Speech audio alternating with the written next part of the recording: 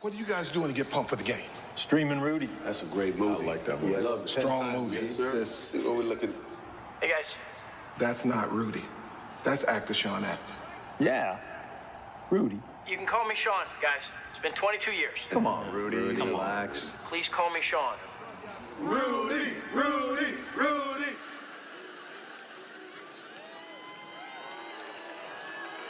Well, ladies and gentlemen, that was Sean Astin, but here today we have the real Rudy. Give it up for Rudy!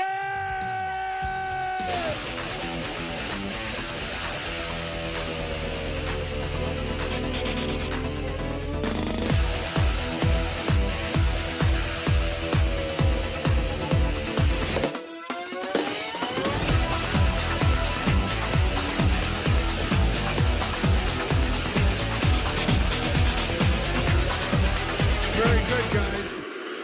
Hopefully my microphone is on. Yeah, it should be on. Okay. We'll just wait. Very good. Boy, good. That's a nice segue. You guys are awesome. I met a lot of you all. I met you all a little while ago. I never shook so many hands in my life. Huh. And you're all good looking, too. And what I love, here's what I really love. You guys truly had to commit to come here.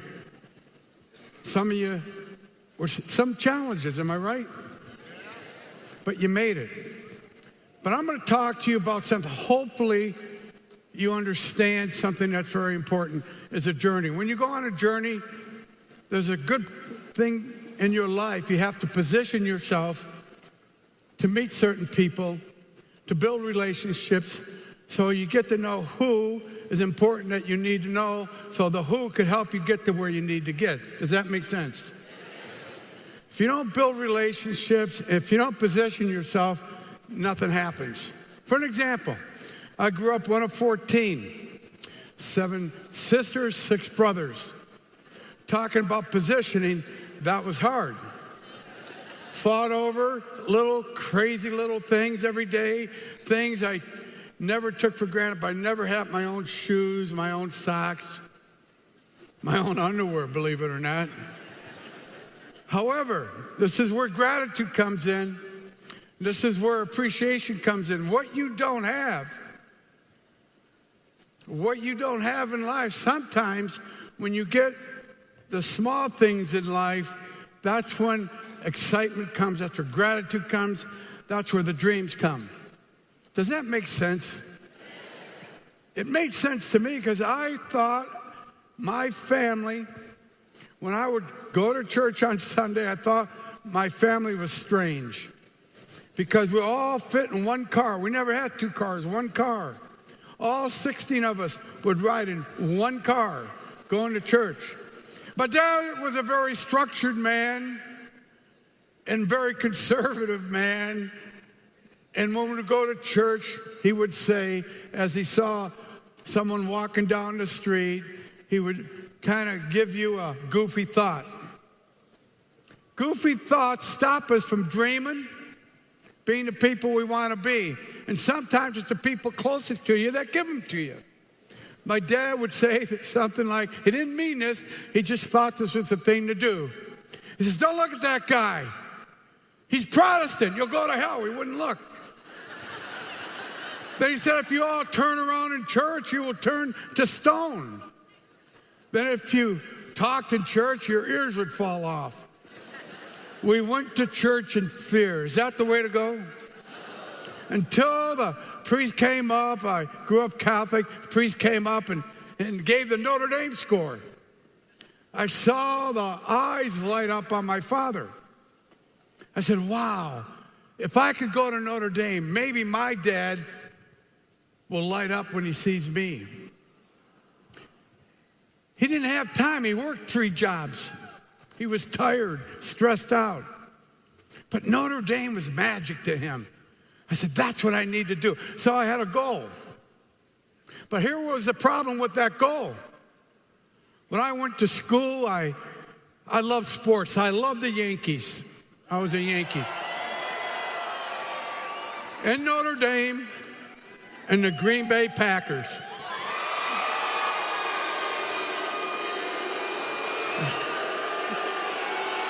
Yeah.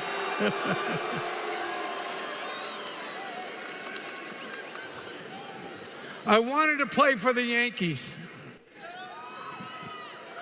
And I wanted to play for Notre Dame, but football, not sure about the Green Bay Packers. However, I go to school. Every Thursday, we play home run derby against our neighbors. Thursday night was the championship night of home run derby. This is where it all kind of begun, and it kind of stopped. But if you readjust and align yourself, it's going to begin again. That's where the positioning comes in. Now watch this. The teacher gave us a homework assignment the night of championship home run derby, Thursday night. Go home and study those presidents. And you better know the 5th, the 6th, the 7th, the 8th, 9th, and 10th, and you better know them. So I go home. I'm not going to study. I'm going to play home run derby. And I won. I beat Roger Maris. I come to school the next day, so excited. So excited. And that teacher saw the excitement in my voice, in my eyes, and she knew I didn't study. The worst thing you could do as a leader is pick on someone and make them feel bad. Well, they thought those days were, they had to call you out. So she said, Mr. Rudy, she knew I didn't study. She said, who's the 5th president of the United States? I looked at her like you're all looking at me now because you don't know either. But I said, I beat Roger Maris. She says, Mr. Rudy, you get up and sitting back in the room, that's where you belong because you didn't do your homework. Do you know that today I quit dreaming? I quit dreaming. I didn't know I had dyslexia. I just thought it was stupid. I started focusing on the negative of myself instead of the positive. I started feeling bad about myself. I would hang around friends who were goofy, friends who were always picking on kids, became a bully. I was hanging around guys who wanted to fight all the time. I was hanging around this one guy, and I stopped the guy from beating him up, and he thought I was his friend. I was only trying to help a friend. And one day he come up to me and said, Rudy, those guys want to fight us by the river. I said, okay, man. I didn't know what to say. I want you there Saturday night. And I said to myself, I'm not going to go to no river and fight these guys. But I felt committed to this guy. But here's where your father saved my life, your parents saved your life, people who love you save your life. Sometimes things are in your life you don't think are fair, but are fair. Because love comes in different ways. I'm sneaking out of the house Saturday night to meet this guy by the river to fight because I thought that's what I should do. My dad saw me come around the house. He was outside. I said, where are you going? And I looked at him and said, nowhere. He says, you get back in that house where you belong. And I did. I go to school that Monday. And my friends were down. They were sad. They said, Rudy, did you hear? Did you hear? Did you hear about Big Nick? That's the guy I was supposed to meet at the river. I said, what about him? They found him. They found him by the river, man. He's dead. I said, he's dead? They found someone hit him over the head with a rock.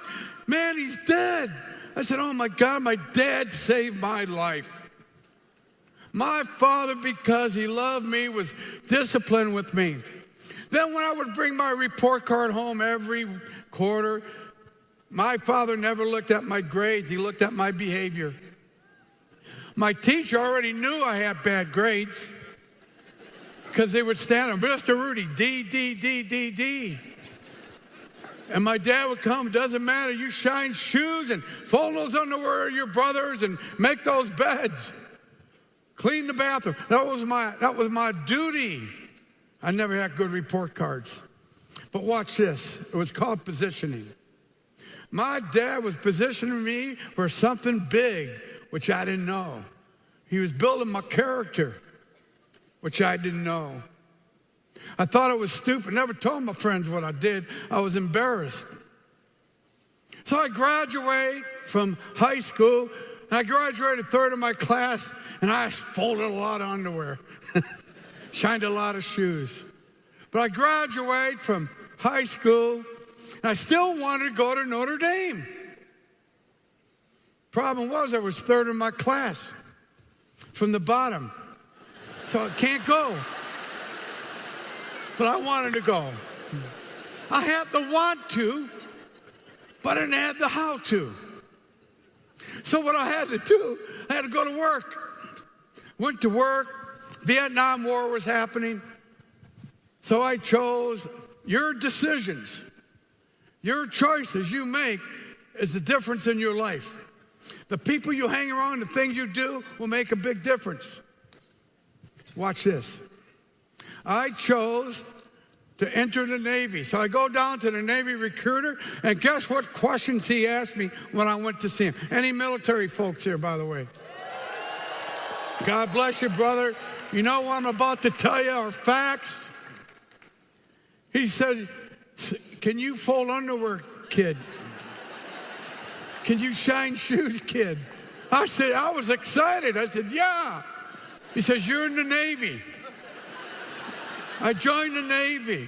Go to boot camp. First thing they do, they give you a haircut. I mean a haircut. Then they take all your clothes away and they give you a paper bag, and you had to put all your civilian clothes in a bag to ship home. And all of a sudden, I get excited. I was scared, but I got excited because of a thing called gratitude. Something I never had, I was about to get. And guess what that was? Brand new underwear. I was so fired up, but no one knew I was excited. I was just excited. I said, are these mine? They even stamped your name on the back of them. And I looked at the dude next to me and I said, that dude can't steal my underwear, man. Like my brothers did. We would fight on the playground over underwear. And the teachers would never break us up because those Ruettiger boys are weird. They fight over their underwear. So now I have my own. New shoes, new socks, new everything. And I was so excited, I had so much passion, and I had a Foot Locker, and I put that Foot Locker in order. And that drill instructor came by, and he saw the Foot Locker was squared away, and he looked at me, he says, shipmate, no one's ever come into my training and had a squared away Foot Locker like that. Now, I thought that's what I was supposed to do because I was used to it.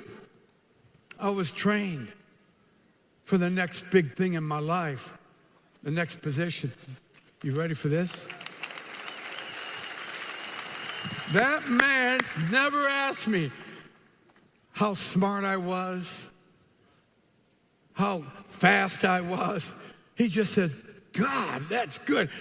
Show these other shipmates how to do that. You're a leader. I became a leader. A leader. In booking. I was so excited when you become a leader because you could fold underwear. You don't tell anybody. You became a leader. You're a leader in the United States Navy. I start dreaming again because I got confidence. When you have confidence, ladies and gentlemen, you start dreaming because your goofy thoughts go away. Goofy thoughts.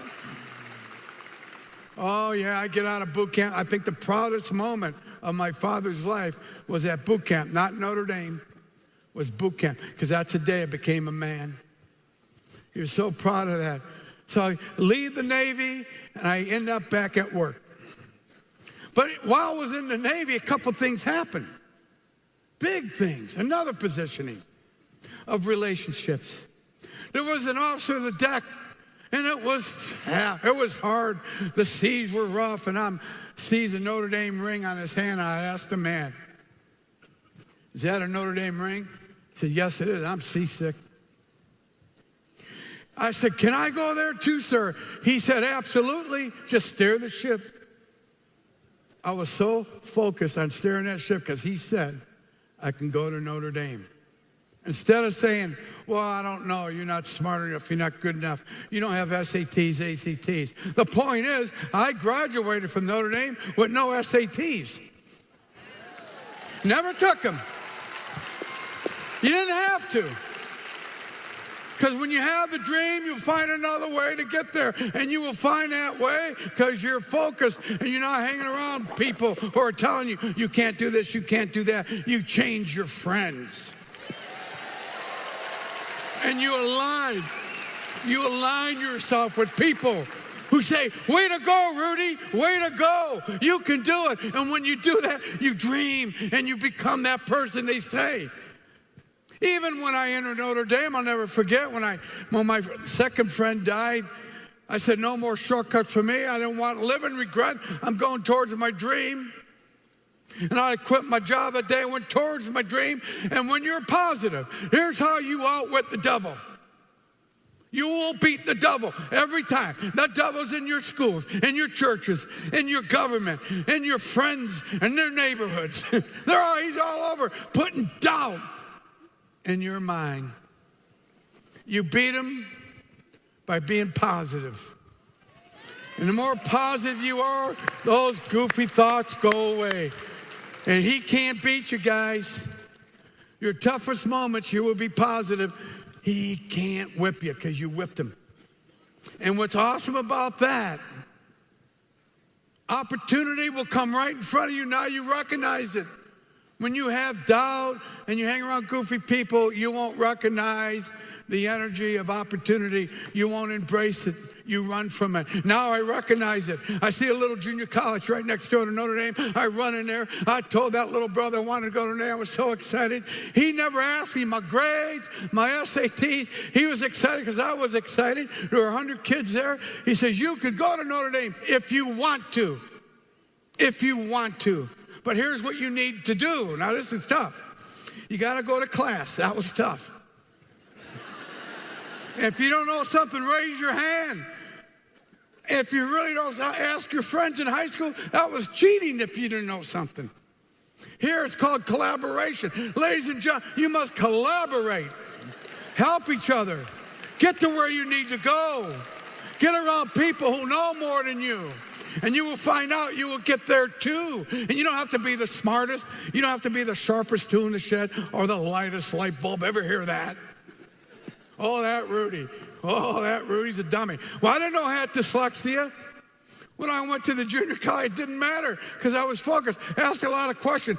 I would apply to Notre Dame every semester, and I positioned myself with the administration and with the students at Notre Dame.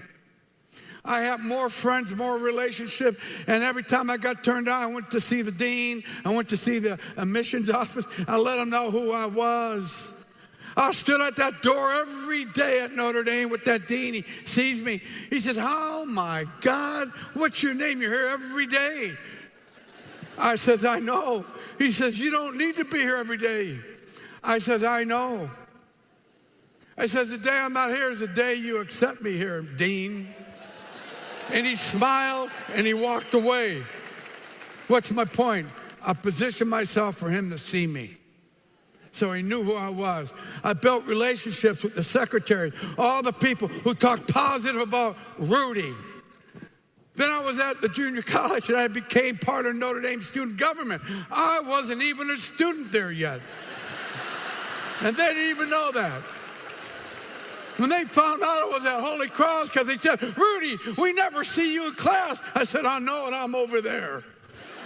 I just pointed towards another building. They never asked. Ladies and gentlemen, don't tell people where you're at. Tell them where you're going. Where you're going. That is the magic. I get so excited when I think about, I'm going to go to Notre Dame, I'm going to play football, but I can't tell my friends because they know I'm not there yet, so I'm not going to hang around those guys. One day I got to Notre Dame. I showed up. And they were at Parsegian's office and told Coach Parsegian, I want to play for Notre Dame. He never says, how tall are you? How old are you? I said, well, I got one more semester at Holy Cross. And he said, well, when you get in, you come and see me. And I did. He could have said, don't show up, you're too old.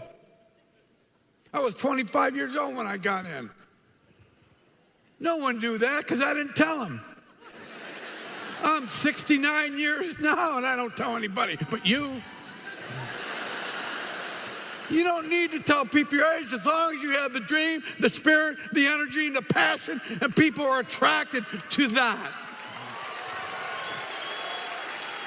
And you will find out. Once you get hit, I never forget, once I got in Notre Dame, it was, I don't know how to explain it. In the movie Rudy, we show Sean Astin. Good thing I watched Goonies. Huh. That's where I found Sean Astin. In the movie called Memphis Belle, because my dad flew the B-17 bombers, 22 missions. That's what Sean was in that movie. He was my dad. So I was attracted to that, and I was out to Hollywood for 10 years. But after Notre Dame, I had to sell insurance.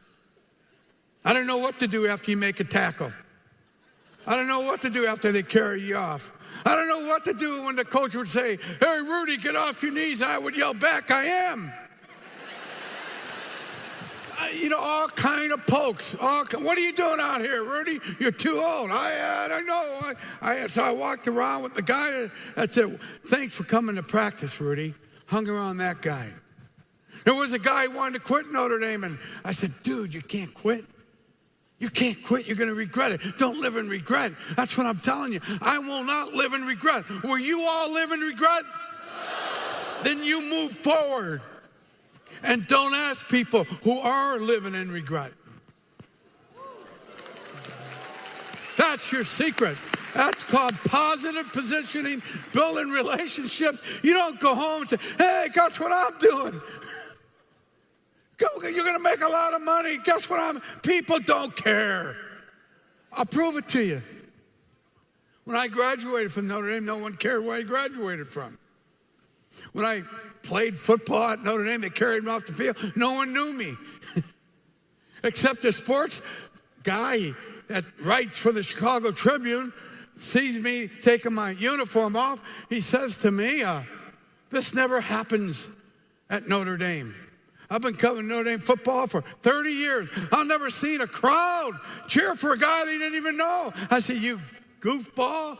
You didn't know I boxed and I beat the guy, and my student friend, my student buddy who started chanting my name, cheered for me while I was boxing. You didn't know the relationships I built. You didn't know my student friends wanted me to win. People want you to win when you have relationships.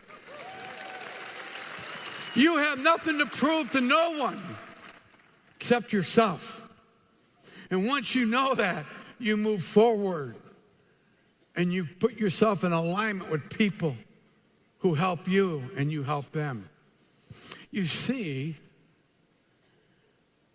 once that sports, now watch this. This is really interesting. This sports writer gave me a dream I never thought I would do. I never thought I would make a movie. I never thought I would see you, meet you, speak. I never dreamt of it. I just let life take itself to the next level by being positive. And wherever it takes me, I'm there. I'll be ready for it.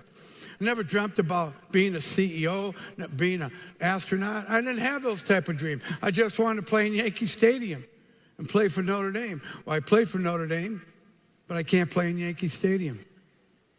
But guess what? Rudy's in Yankee Stadium. 7th inning, they show. In this house, no one comes into this house and pushes us around. See, that's in Yankee Stadium in the 7th inning stretch. So I'm in Yankee Stadium. And I got to tell you, you're all over in a different way. Your legacy just moves forward. People don't have to see you, what you look like. I'm not the best looking guy here. I know. I met a lot of good looking guys. And they had good looking ladies with them. And I didn't get mad because they were better looking than me. I was excited for them. I said, dude, you're doing good. You know? But you got to remember, be happy for people. Let them feel good and powerful. And you'll never know with that person. Now watch this. That guy says to me, this only happens in Hollywood, what I just witnessed. He planted a seed. That's all he did. So why did the good Lord make me go out and sell insurance for 10 years? To learn more lessons. You need more lessons.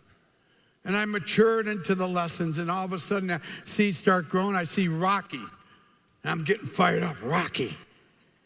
I'm fired up, man. I see Field of Dreams. I see Hoosiers. And now I see my movie in my head. It's rolling. I'm starting to tell people what I'm seeing, and I lost more friends. A lot of friends. They thought I was weird about making a movie. You only made a tackle, dude. But they didn't know your journey. No one knows your journey but you. You're the guy. You're the lady. No one needs to know where you've been because they always look at where you're at. But where you've been is the key to your success because you didn't look back. You kept moving forward. When the obstacles hit, you were positive and you said, we can get through this. We're going to go through it. Maybe we might have to go around it, but we're going to make it. Thank God I went towards my dream. That's what you're doing here. You're going towards your dream. Whatever your dream is, you're going towards it. An opportunity will open up. Maybe you won't become the biggest guy here, but you're part of something great. Wouldn't you agree? You're part of a great movement. You're in a movement is where you're at. And that's what I wanted. I want to be part of Notre Dame. I don't want to be the greatest athlete. I knew all that already. I knew I didn't want to be the smartest. I already knew that. But I could go to school every day, raise my hand, ask a question, and believe it or not, your professors will make sure you pass. I proved that. We're shooting a movie. After 10 years out in Hollywood, we're finally getting the movie done. We're shooting a movie. We're showing Sean how to climb through the window. Because when I saw Memphis Belle, we were looking for Rudy, and thank God I went out to Hollywood, looked for the writer, because I knew a hotel manager I built a relationship with, positioned myself in a good way. Good thing he knew a guy who did Hoosiers, his brother. That's another position. He introduced me to his brother.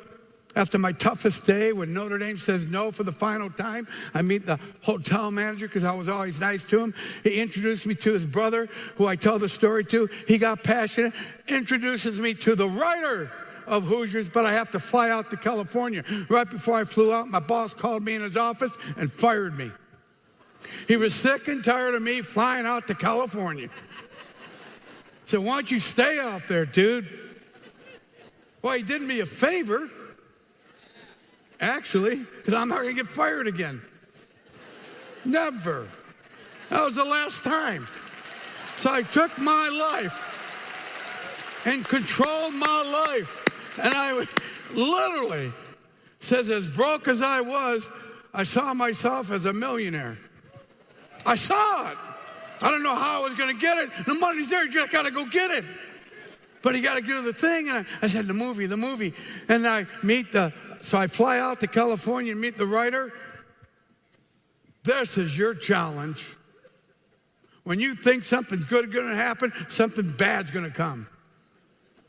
I go out to California and meet the writer. I'm so excited. He never shows up. I'm there for 4 hours. But God allowed me to sell insurance to learn about a no-show. You see what I'm saying? I didn't panic like my friend did. He panicked. He's got all the negative feeling. I said, dude, relax. It's only been 4 hours. Relax. I said, I'll be right back. I didn't want to listen to his, oh, he's not going to show up. Shut it down. Turn it off. Refresh. Hit that refresh button. Walk outside with an attitude, I'm going to make it. And all of a sudden, God puts a black mailman in front of you that's smiling and whistling. And all you say to that dude, thank you for that smile. And he said, whoa, where are you from, man?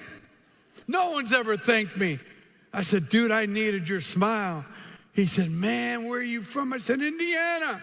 He said, I'm from Michigan. And we had a relationship.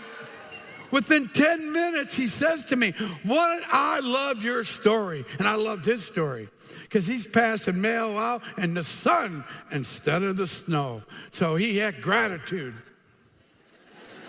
He said, what I'm about to do for you, I cannot tell you. I can't do this, but I'm going to do it for you. I'm going to show you where that guy lives that stood you up. You follow me. I'll follow that man. I believed him. I believed him. I felt good. We get in Santa Monica, the 10th of Montana, where the rest. I'm walking with him. I'm going to get him. I'm going to meet the guy. He says, there's his house. There he is, right there. I knock on the guy's door, and he says, who is it? I said, Rudy. He said, how'd you find me, man? I said, never mind, you're late for lunch. Then, without hesitation, this is where the magic comes in. You all have to listen to the positioning of attitude, how you adjust, and how you have relationships. You watch. It's magic. What you think you have to know, you don't need to know. You need to know the people who know. And who knows where who is. And you never know who that guy is, but you gotta treat people right. And be good. And that guy, that was the writer of Hoosier, says to me, Rudy, I'm sorry, but I can't label myself in Hollywood. I wanna go do different genres. No more sports movies for me, like Hoosiers. I want to write other movies. I'm rewriting a script now called Navy SEALs. I don't want to do another sports movie. He says, besides, I hate Notre Dame. What would you do? But he did say, you have a good story. So what do you hang on to? Come on now, what do you hang on to? I didn't hear that other stuff. That was goofy thinking. I hung on to what? And I said, I got to build a relationship. 2 more years go by. I'm cutting grass, shoveling snow. And all of a sudden, I walk into my condo in South Bend, Indiana, and that red blinker and that answer machine was on. And I rewind it. Said, Rudy, Angelo, call me. There was a guy, a president of Columbia Pictures, who went and applied to Notre Dame when he wanted to go to Notre Dame, got turned down. He ended up at Michigan State as a walk-on.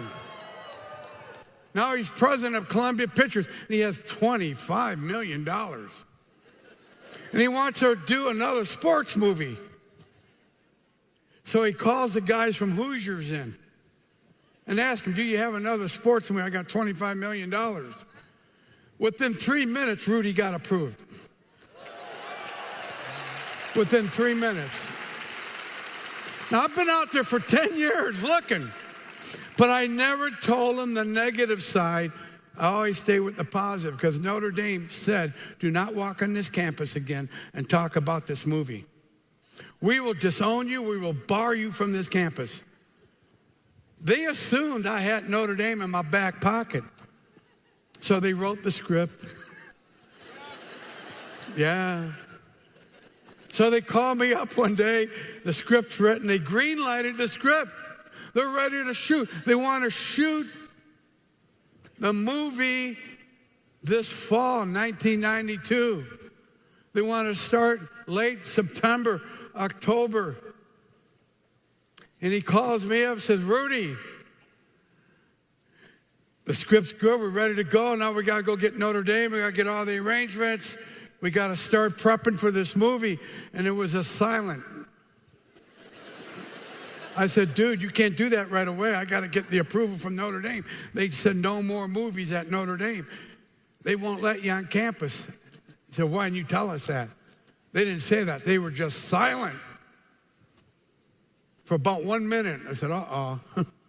Says, you have 48 hours to get the approval. We're going to can this project.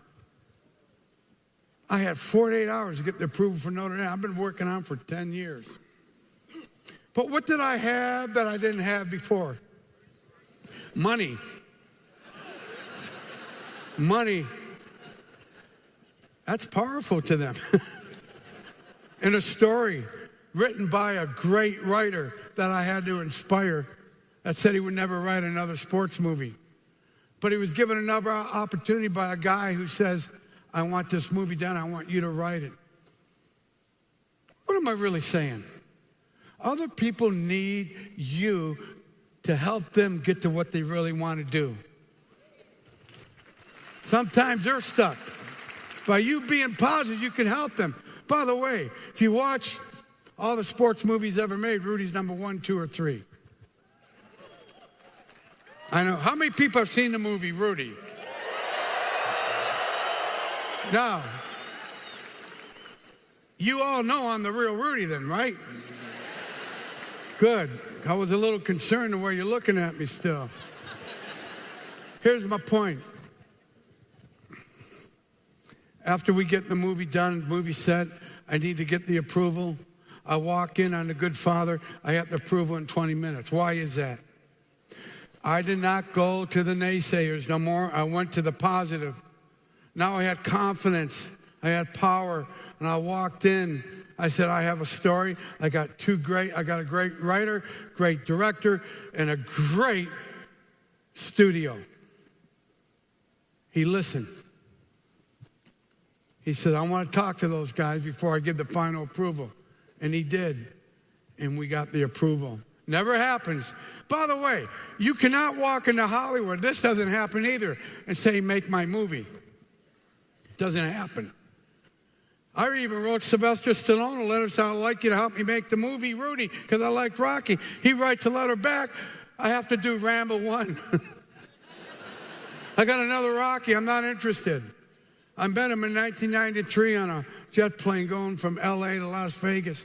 He wanted to get to know me, which I didn't know. See, people talk about you when you struggle and get through the struggle and beat them.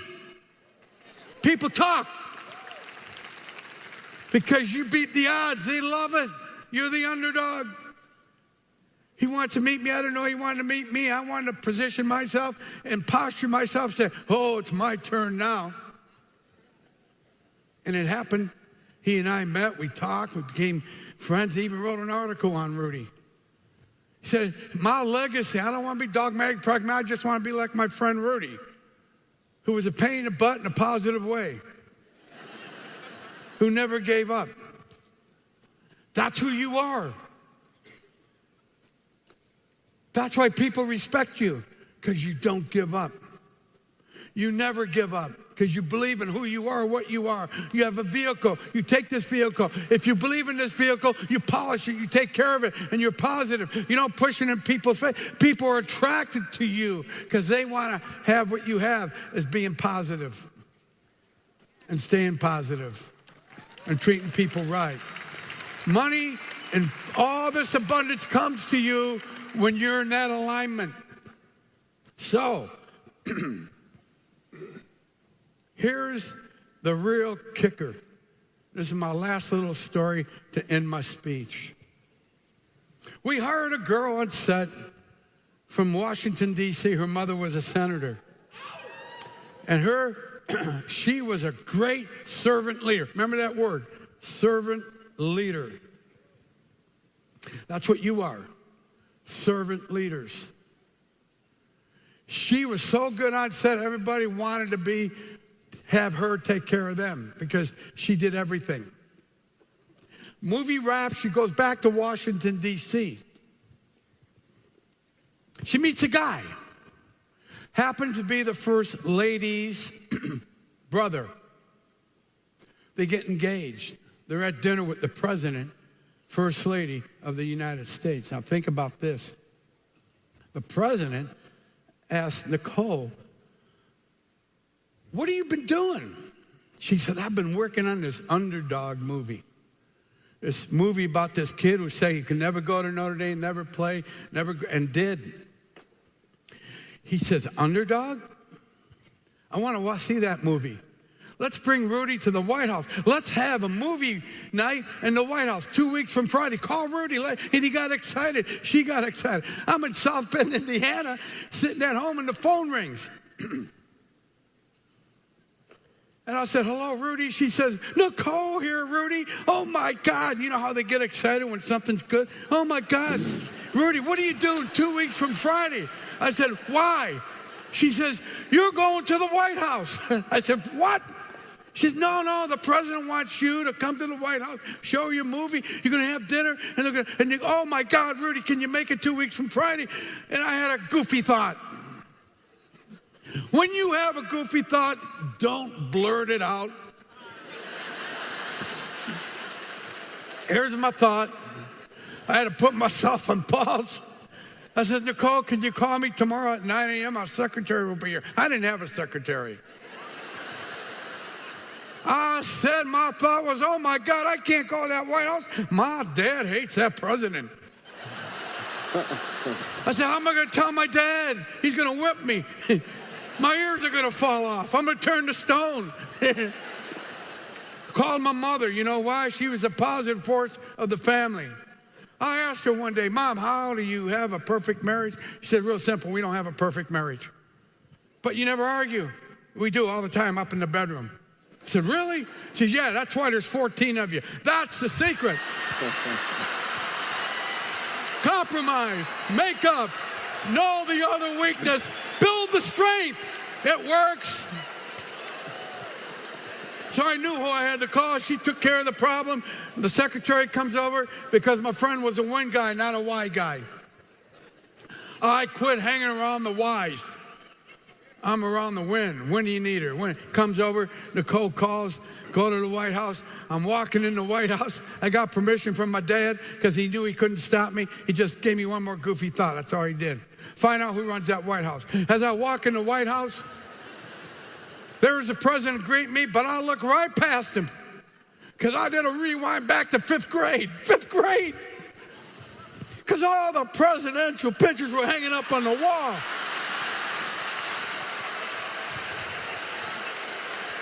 I went to the fifth one, and I looked up there and said, man, that's James Monroe.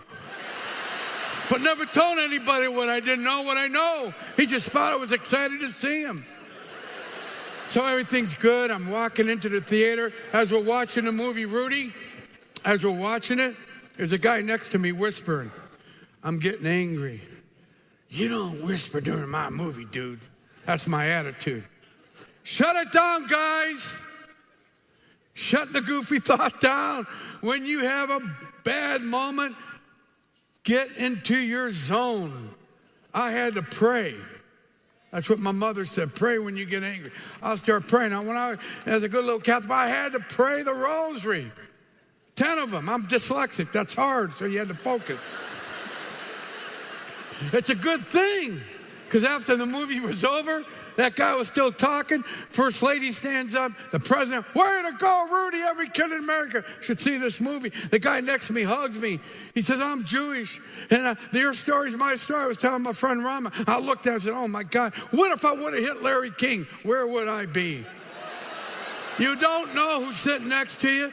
99% of the time, it's not what you think and people are saying about you. It's your goofy thoughts taking you there. And that's a fact. So be happy. Live in your moment. Don't worry about what other people think. Yeah, the movie ends. I'm done. What's interesting is, what's really neat, I'm going to share with you the last 5 minutes of the movie Rudy. If you haven't seen it, I want to show it to you. Because everything that's good is hard. Everything that's worth it is hard. It's called readjusting. I'm going to do something here I never did before, but I'm going to ask you. I'm going to do this. I'm going to do a, what do you call it, Sophie? Huh? Watch this. I'm going to ask you. I'm going to video you. I'm going to ask you, what did we really talk about today? What were the 3 things we talked about? Positioning? Huh? Relationships? Right? What else? Staying positive. Guys, it's that simple. Every dream is possible. You guys are on the right track and alignment. Watch the movie Rudy. I hope you enjoy it. Show the last 5 minutes. Go ahead. Thank you very much. Well, I got to tell you, it's just occurred to me what the student body has been chanting for the last 2 or 3 minutes. It's the name Rudy. Dan Rudy, a walk-on senior, subject of a feature article in yesterday's student newspaper, The Observer, after toiling for 2 years in Carnegie Field and Go get it, kid.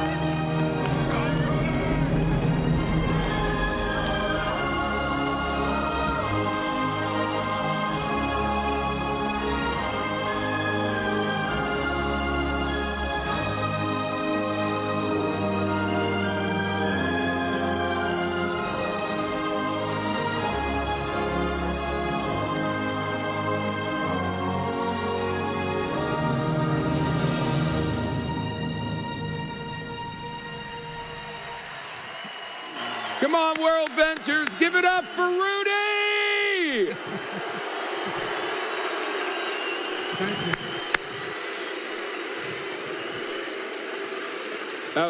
That was awesome. Now, it was awesome to hear his story about how he got the movie made, but there's a lot more he could share with us, obviously, about the trials he went through. How many would like him to come back to one of our events in the future and talk again? You like that? Okay, so I got to share something real quick with you. This is not a done deal. We are now going to try to persuade Rudy to do something.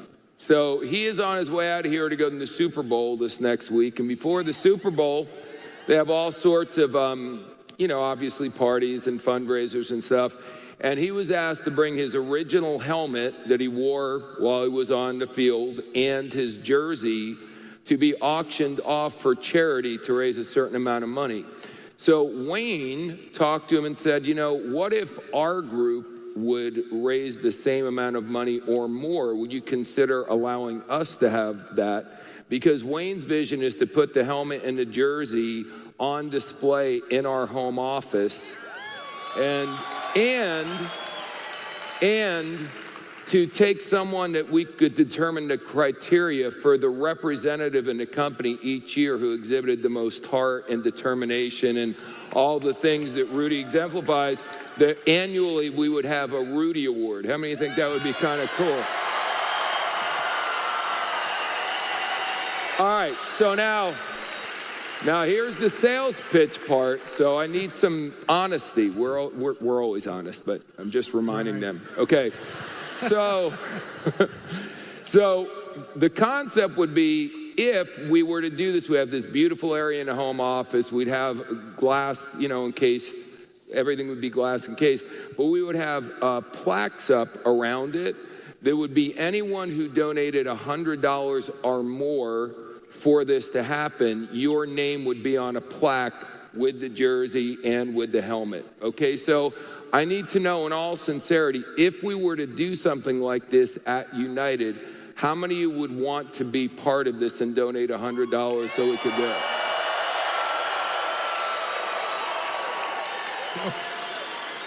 That was a pretty enthusiastic yes, don't you think?